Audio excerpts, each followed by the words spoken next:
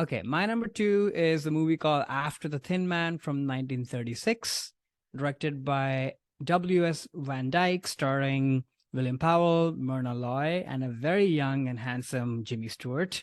Quick logline: Private Detective Nick Charles and his wealthy wife Nora are back home at last and hoping for a quiet New Year's Eve when there's a murder. The obvious suspect is his wife, Nora's cousin, Selma. So I put this movie on my list because this movie kind of represents the chaos of the holidays in my mind, where there are parties, there are all these people that are sort of showing up from nowhere, people you don't even know, or people that you do know, like distant cousins, relatives that you actually don't want to engage with. And all you're trying to find is like a little quiet moment with the person or the people that you actually want to be with and have like a nice holiday. And this is what this movie represents. But the deeper layer as the movie goes on is that when you stop fighting that chaos and you actually join up with your person or persons and just sign up for the ride of chaos, it actually becomes fun. And you actually end up bonding with each other and the people that you care about more. And in a weird sort of upside down way, that is the point of the holidays. Like, the fun is in the chaos, the fun is in meeting people that you don't want to meet, and you will find your quieter moments. It'll give you a lot of material to laugh about for the rest of the year, after you would have gone on this weird adventure during the holidays, just meeting with these people. So that's what I take away from this movie. I watched this movie this year. I actually just happened to watch the first Thin Man movie in the series. And me and my boyfriend, I think we've seen quite a few of them and just were absolutely enthralled by these movies. First of all, this is a franchise, which is huge franchise, amazing, and they are perfectly done. They are, they have that quality of that they're easy, breezy, fun screwball comedy movies that you can just take it at surface level and have a good time. Or if you want to engage at a deeper level, you can do that too. They are not half-assed. They are brilliantly made, brilliantly acted. Production, camera, all of that is like very, very well done. But to me, this one in particular, the series really struck out for what it's trying to say. And I think I never have sequels, unlike you, on my list, because I typically look down upon them. But I think in this scenario, they got a chance to kind of sharpen what they had started in the first one. The plot is meatier, and they just the whole cast is really sprawling, from the aunt and Selma and of course Jimmy Stewart and everybody. Of course, the crackling dialogue, all of those things are firing at all cylinders, at least for me. But the crown jewel of the movie, this movie and really all of these movies, is the relationship between these two people. I mean, talk about couple goals. Like, this is a relationship of equals. There's so much trust between the two of them. They understand each other so deeply. They're each other's misgivings, each other's virtues. They are there to make room for one another. They are there to support or chastise or back off. It's just such a perfect relationship, and it's not heavy-handed at all. You get to see that relationship through the eyes of the screwball comedy, the mystery, the craziness that's happening around them. So, and I think that to me is the genius of the movie, which is why this is a big series and it still holds true. The movie just felt so contemporary to me. Like, this couple could be from any decade. It's so hard to fathom that this is a movie from the 30s. And once again, I think I've said this out loud in this podcast, that you're often reminded that, well, yeah, a lot has changed, but sometimes we say, this never existed in the past, and you're often surprised that it did, in some ways, know. And maybe the cyclical nature of life or history or what have you, and of course a lot has changed since that time, for sure. But there's something that sort of is evergreen. So I don't know, I just love this movie. And did I mention very handsome Jimmy Stewart? also talks the same way. I know. Like he did. I'm like, what? You started talking like this from the very beginning, Yeah. which kind of made me laugh out loud. So yeah, that's my number two after the Thin Man. Yeah, it was funny when you said the highlight of the film, or the one thing that's the most important thing in this film. I thought you were gonna talk about Astor the dog, Oh, Asta. and you never even mentioned him. I know, I forgot. No, it's Also just, very cute. yeah, And San yeah. Francisco in the beginning, which That's also made right. me happy. That's right. That's right. Yeah, so this is a movie that I never seen, and I actually never seen any of the Thin Man films at all. Mm. I'd heard about them, and like you Mm. said at the outset, I mean, this is a major franchise in the 30s. Several, I mean, like 5 or 6 of them, I think, something like Yeah. that. They have Um, kids and get yeah, older and all sorts of things happen. yeah, Yeah. yeah, huge franchise, and it was actually really funny.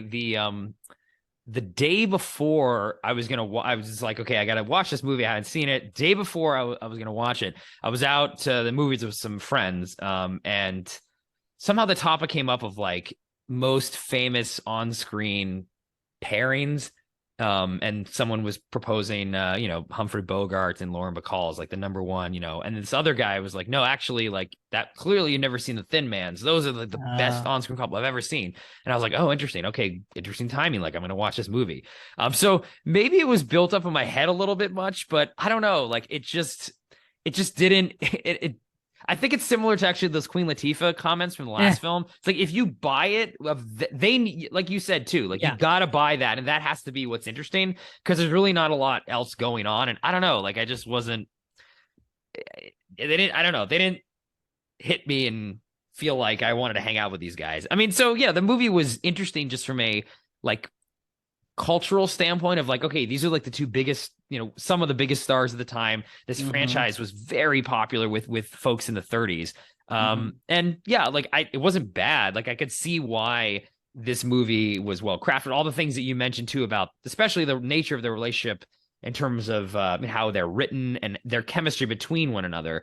Definitely like a more modern, it's like a modern, type of relationship that anyone would want. But yeah, I don't know, something about it, like I just wasn't digging their personas or something. I don't know. I didn't find it really that funny. It was a little too like screwball-y and I don't know, like vaudeville type humor. Yeah, it wasn't bad. But if you think this is the highlight of the franchise, like maybe I won't be putting the rest of the 5 on I my haven't seen all of soon. them, but Okay, the okay. 3 that I saw, I like this one the most. And I can see that, like, I mean, let me ask you this. Are you into screwball comedies like His Girl Friday and movies like that? Not really. Yeah, it's not really then a you're not genre gonna that, like this. yeah, it's not really one of my a genre that I necessarily am super enthralled with. And again, like watching, I can tell, oh, I can see why this was successful. I can see why even now, like, the Thin Man franchise is something I've heard about, like from a lot of different people, and is still held up as like these movies are, are great. So not knock against the film, it just didn't. For me, I'm like, okay, like I get what this is. These guys are fine. The dog was cool, though. It was interesting that the opening, opening, like the folks come back, or the couple comes back and they have the dog and everything, and then the dog like catches his dog girlfriend or whatever who had an affair with another dog and had puppies, and I was like, whoa, this is like a really like adult storyline going on with like the dog, like the he has to like chase the other, the adulterous dog away, and that was pretty funny. And the dog, the dog is someone who I'd heard of too, of one of the biggest on-screen dogs. Like this dog made like $1 million. It wasn't $1 million a year, but it was like one of the higher paid canine actors ever, who survived through all the films, really famous dogs. It was fun to just see like a very famous dog, and the dog was great and very funny and very funny, very cute. Yeah, the dog was great. But like I don't know, I just was I guess I could say disappointed in a way, because I'd heard about these movies so long, and then literally like the day before, the guy's like, this is like better than Bogey and Bacall. I'm like, oh, okay, cool, like great. I'm ready to get in there with the Thin Man. But no, it's a film that I have always wanted, or this franchise is a franchise I've always wanted to see what it's like, because it keeps ending up on all these different lists and things, and I'm like, I should check out the Thin Man stuff at one time, so at least I can know what it was. Not for you. I think it's a screwball thing. Like if you're not into the screwball thing, totally. And I'll tell you, it took me a while to get into it, because the first time I watched His Girl Friday, I was like, I get why this is considered a masterpiece, the Right, dialogue and everything, Mhm. but I'm not really into it. But then Yeah. it took me a few, viewings to then really get on with it and then really enjoy it. So I think the day you start enjoying screwball comedies, you will enjoy this movie Come and you back to will the franchise. enjoy Yeah. this Okay. couple as well. Yeah, totally, perhaps. But I will say, just getting back to the theme, that this movie definitely did a very good job of okay, we finally have some time to ourselves, and then you don't, and the whole Yeah. movie they're just trying to. So, and that is something I definitely associate with the holidays, especially around this time, just the chaos of that. Yeah. Like all these holidays Opening actually at the scene end of with the the year. party and all is like really well done. Yeah. Even like cinematically, there's Mhm. so much going on, like, so yeah. Yeah. But yeah, it was fun to finally. Actually, one question I did have for you, and maybe I should have just Wikipedia'd this. Why is the Thin Man a reference to the murder in the first movie or something?